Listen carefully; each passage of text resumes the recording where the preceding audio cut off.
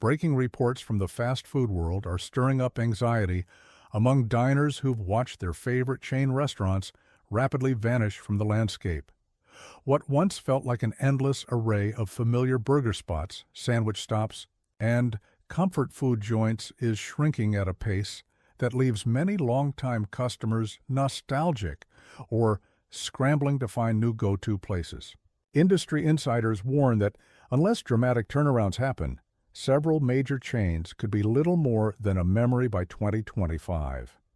Big names once considered too big to fail are restructuring, selling off assets, or simply shuttering their doors entirely in the face of changing consumer habits and fierce market competition. Observers note that a wave of troubles, from unmanageable debt to outdated menus to real estate complications, has battered some of these previously robust brands over the past few years. Evolving tastes play a crucial role. Health-conscious consumers, for instance, are stepping away from quick meals loaded with preservatives, while digital-savvy diners increasingly turn to delivery apps to explore more varied offerings. Many of these companies built their empires on a single distinctive hook: eat fresh, best rotisserie, classic sliders, or hand-spun shakes, but never managed to adapt that hook for the modern era. Financial woes are also being magnified by franchise models that sometimes squeeze franchisees to the breaking point with high fees, supply markups, and brand guidelines that are expensive to implement. Some owners, who once believed they were buying into surefire success, are now raising desperate alarms about plummeting foot traffic and operational costs that outstrip revenue. One after another, these restaurants announce closures or bankruptcies, leaving behind darkened storefronts and disappointed loyalists. The first serious warning sign is often a sudden thinning of the chain's footprint, as locations shut down in small clusters or certain markets lose the brand completely. In other cases, employees report paychecks bouncing or corporate offices abruptly locking the doors. Consumers show up expecting their usual fast meal, only to find brown paper covering the windows and a hastily printed sign that reads, "Closed for business." Each story reveals the convergence of industry headwinds, from spiking food prices to a fierce fight for diners' attention. The snapshot from the street isn't promising, and experts who track chain performance say we should brace for the possibility that even more classic names will follow. Still, the rumors swirling about these at-risk restaurants have sparked a mix of fascination and mourning. For many, these chains were not just a source of quick lunches, but cultural staples, ubiquitous signposts of everyday American life. Yet, as the following breakdown makes clear, even household names can fall if they fail to keep pace with shifting trends and rising competition.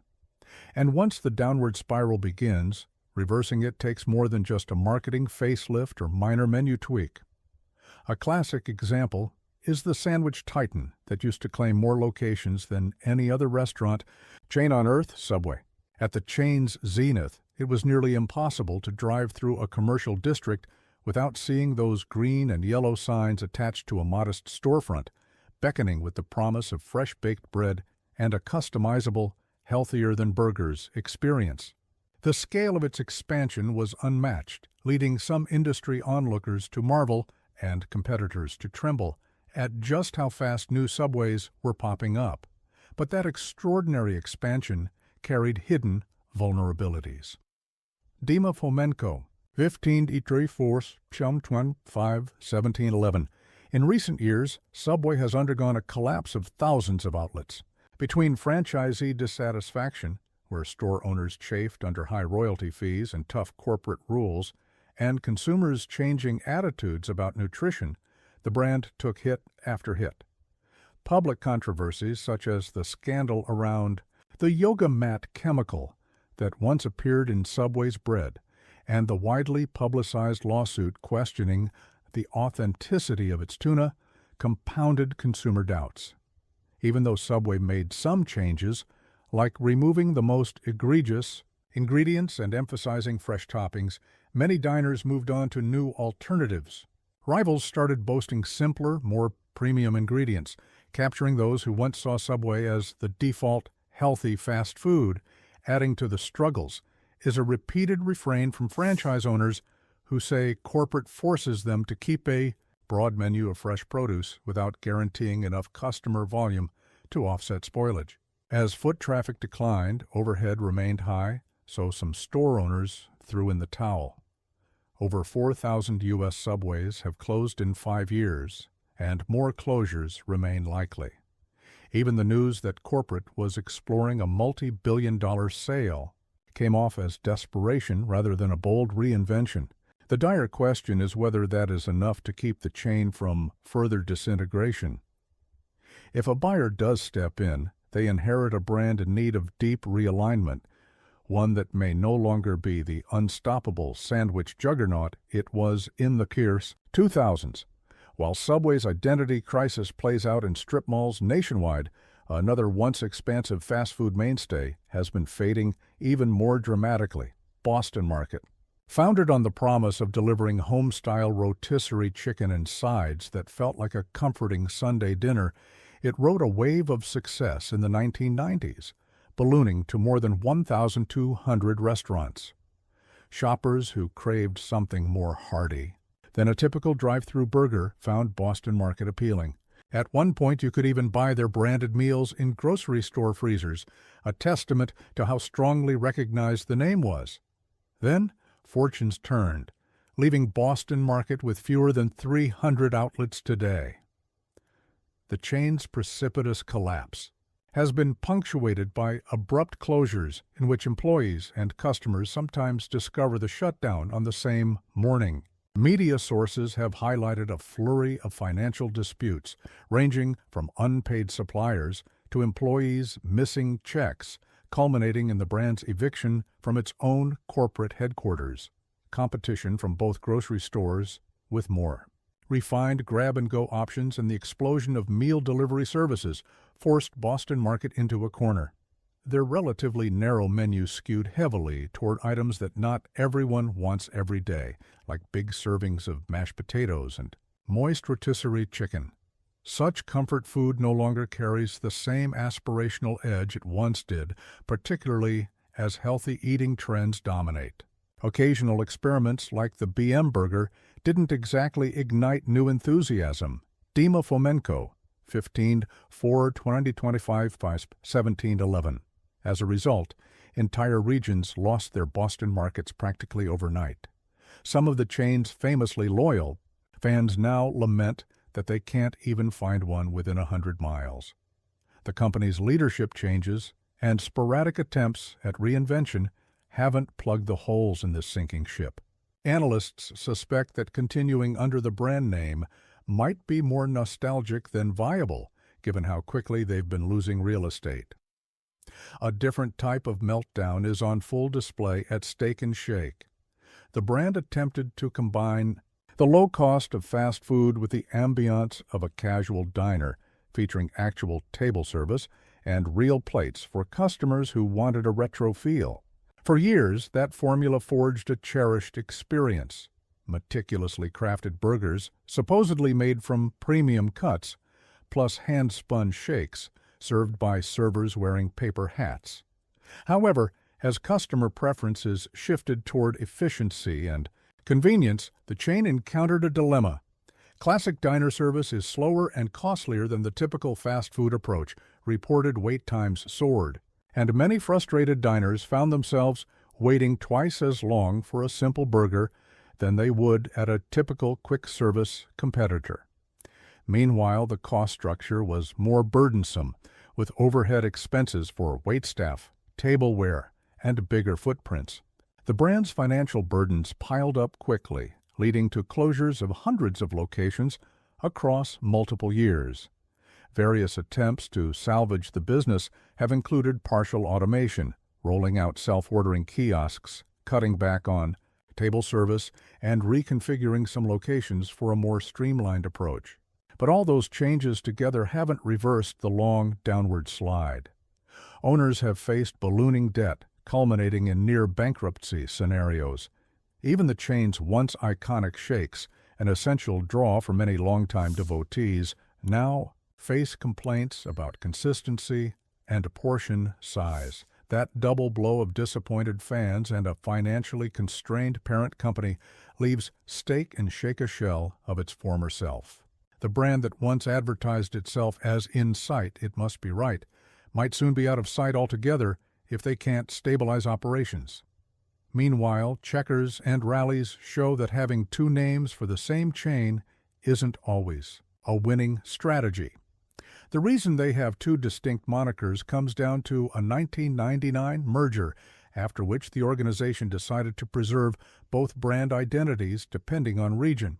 That quirk might have been quaint in the early days, but for modern consumers, it can be downright puzzling, especially if they travel across state lines and see what appears to be the same drive-through with a different label. The double drive-through here concept once seemed innovative, limiting overhead by offering minimal or no indoor seating, focusing on quick service for customers on the go. Yet, in an era when major competitors have also refined speedy drive-through systems and additional digital ordering platforms, Checkers, Rally's, finds it difficult to maintain a unique advantage. Their locations, often placed in aging commercial stretches, have seen foot traffic stagnate. Mounting debt eventually forced the chain into a Chapter 11 bankruptcy, revealing over $650 million in liabilities. Loyal fans still swear by Checkers Rally's heavily seasoned fries, a standout menu item that has garnered a sort of cult following. But that alone hasn't offset the brand's sliding sales numbers. Efforts to modernize or expand the menu have mostly come off as half-hearted. The synergy between double-lane drive-thrus and late-night munchies just isn't enough to offset. The shift in consumer tastes, where people look for fresh variety rather than the same repetitive burger and fry combos. Dima Fomenko, 1504-2025. 1711. Some advertising campaigns tried a brash approach, urging passers-by that "youper gotta eat." But that slogan did little to propel the brand's fate, especially when competing brands introduced more robust delivery, healthier options, or technologically advanced ordering systems. As a result, Checkers' Rally's is drifting into deeper trouble, and the bankruptcy rumors only amplify the sense that the chain is racing the clock to survive. In another corner of the fast food market, Del Taco once dared to be both a Mexican eatery and an American burger place under one roof. Founded in the 1960s, it staked its success on a curious notion. If someone wants a taco, fries, and a shake all at once, why not provide it all? This hybrid idea built a loyal local following, especially on the West Coast, where a drive-in vibe and cheap, quick comfort food are prized. Over time, Del Taco expanded to several hundred locations, cultivating a brand identity that hovered between Taco Bell's budget approach and Chipotle's fresher, more upscale ambiance. But being middle of the road can be tough to sustain, especially when faced with stiff competition on both ends of the spectrum. Newer entrants to the quick-service Mexican category championed fresh guacamole, responsibly sourced ingredients, and creative new flavors. Meanwhile, traditional burger chains kept it simple and consistently delivered on the burger and fries front. Del Taco's attempts at rebranding, including calling itself Fresh Mexican Grill, were overshadowed by the fact that many patrons were actually showing up for crinkle-cut fries or a bacon-loaded burrito. The chain was purchased by Jack in the Box in 2021 for more than $500 million, prompting speculation that an infusion of resources might spark a comeback. However, store counts quietly started declining, with expansions shelved and certain existing outlets disappearing. New offerings have been lukewarm at best, and consumers who try them often comment that if they want real Mexican flavors, they'll go to places that specialize in that alone. The brand's dilemma is reminiscent of a restaurant that can't decide which identity to lean into, losing potential loyalists in the process. Though it remains visible in certain regions, Del Taco's slow fade raises questions about whether it will remain a standalone brand. If closures continue at their current pace, fans might soon have to travel much farther to get a combo burrito with a side of seasoned fries. And in a world where more eateries keep emerging, that's not an enticing prospect for uncertain customers. Looking to the southeast, Crystal is a venerable burger chain whose hallmark is the tiny square slider. If that concept sounds a bit like White Castle, it's because both have staked out turf in different regions with similarly mini-sized patties.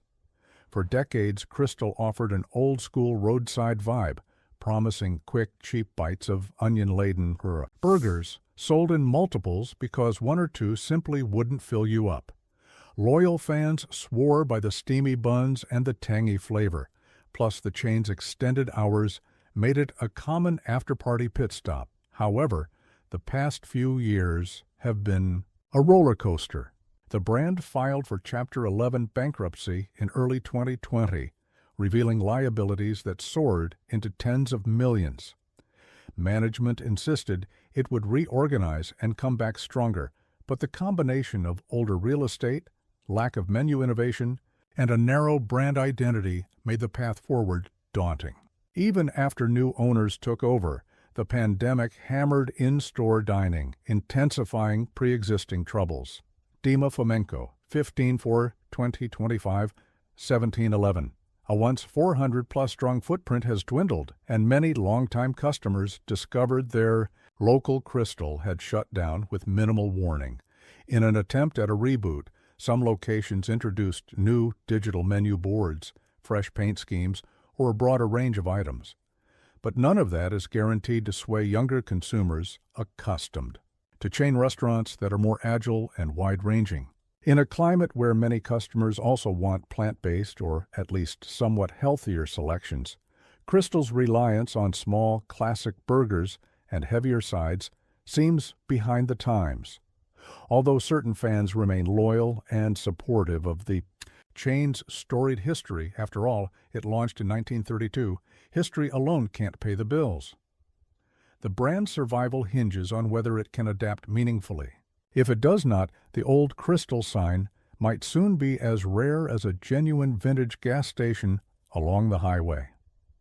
Rounding out this troubling portrait of possible fast food extinctions is Quiznos, a sandwich franchise that rose to prominence by pioneering toasted subs in the early 2000s. Their sizzling ovens and signature sauces turned them into a serious rival to Subway for a time, and franchisees jumped aboard in droves. The chain's commercials, featuring bizarre singing creatures known as spong monkeys, were undeniably memorable, if off-putting. But under the eccentric ads lay a deeper structural flaw, harsh franchise terms that forced store operators to buy all supplies through Quiznos at marked-up rates. As competition heated up in the sandwich market, the chain's advantage of being the one that toasts your sub evaporated when Subway and others introduced similar equipment. Simultaneously, disaffected franchisees complained they were pinned under steep costs they could never recoup. Eventually, Quiznos' store count plummeted from several thousand to fewer than a couple hundred in the U.S., a drop so enormous that entire states are virtually devoid of Quiznos locations. After multiple bankruptcy filings, repeated attempts to restructure, and partial ownership changes, Quiznos remains a faint echo of what it once was. Even brand recognition has dwindled, to the point that many younger consumers have never eaten there. The few remaining spots attract some diehards who like the toasty flavors, but the chain's meltdown is proof that a sharp brand concept can only carry you so far without a sustainable business model and a willingness to adapt. Collectively, these 7 brands embody how daunting it is to survive in an industry constantly upended by consumer expectations, health trends, real estate prices, and the unstoppable momentum of digital ordering apps. Each of these restaurants, in its heyday, offered something distinct that made customers fall in love. But as times changed, they faced a dire choice: update their offerings, improve operations, and connect with the modern diner, or watch as the next wave of food concepts leaves them behind. The far-reaching store closures, bankruptcies, and rebranding gambles highlight how quickly things can go wrong in an environment where novelty and convenience are king. No matter which chain might hang on or which might vanish outright, the message, from industry observers, is the same. If a restaurant can't stay relevant and profitable in the fierce world of fast food, it risks disappearing almost overnight. Only time will tell whether any of these once towering names can rescue their reputations and regain a meaningful foothold, or if they'll be remembered merely as icons of a previous dining era.